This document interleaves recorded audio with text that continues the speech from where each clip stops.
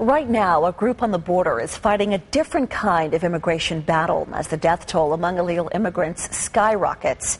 ABC 15's Rudabeh Shabazi got exclusive access to show you their struggle to save lives. I'm an engineer in an aerospace company in Phoenix. But when he's not testing plane engines, Chris Fleischman is out in the desert with the humanitarian aid group No More Deaths. They give food, water, and medical aid to migrants crossing through the desert and also pick up the trash they leave behind. Volunteers come from around the country and base themselves at this camp on the private land of a woman who supports their cause. Well, here's our medical tent. This is where people would recover if they're dehydrated or have hypothermia. They spend their days hiking for miles through rough terrain, dropping off water and looking for people who need help. We're going to GPS our way to a trail and give water to people who might need it. It's rare to come across illegal immigrants this time of day. They usually make their trips at night when it's easier to hide and the weather is cooler. The terrain is treacherous, steep hills, thick vegetation, harsh elements, and wild animals. This one's a pretty big snake.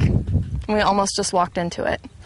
If you don't have good lights, and I probably don't, and you're lost in this area, there's just not very much chance you're going to walk out of here and not get injured.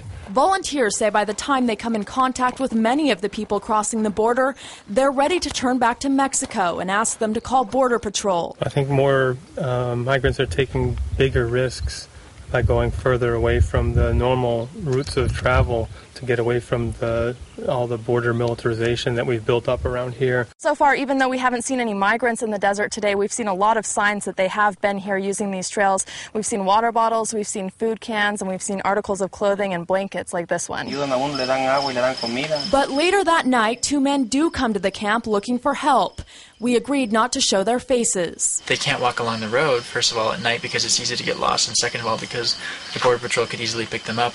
And you guys can't give them a ride. Right. I mean, that's sort of a protocol that No More Deaths has laid out, is that, legally we're not going to further someone's presence here because, we're not here to be a shipping service for migrants. We're just here to save lives. Volunteers give them food and water and send them on their way. Critics of your work and your organization would say, why are you aiding and abetting these people? Why are you harboring them and letting them come into our country illegally? Well, it's a humanitarian issue. Our government needs to address why people are coming, and until that time, we want to reduce the numbers of people who are dying every day here. This has been the worst month in our history, and we just need to reduce the deaths. And it's not an illegal thing to help people who need help. But the group has come under fire for their work. They often find slashed bottles, and several volunteers were fined for littering after leaving water bottles in a wildlife refuge where illegal immigrants had died in the past. Some were found guilty in federal court. One appealed to the Ninth Circuit Court and is waiting for a decision. Here's another one. What about the people who say, I'm sick of all the litter? This is supposed to be a naturally beautiful place, and I'm dealing with litter all the time on my ranch and on my land. Well, it's something that we don't like to see either, but we pick it up. It's another backpack. I think we could take it to the camp and put it in the garbage. The Pima County medical examiner says there have been so many deaths in the desert among illegal immigrants crossing the southern border, the office is using a refrigerated truck to store some of the bodies. July was the second deadliest month on record.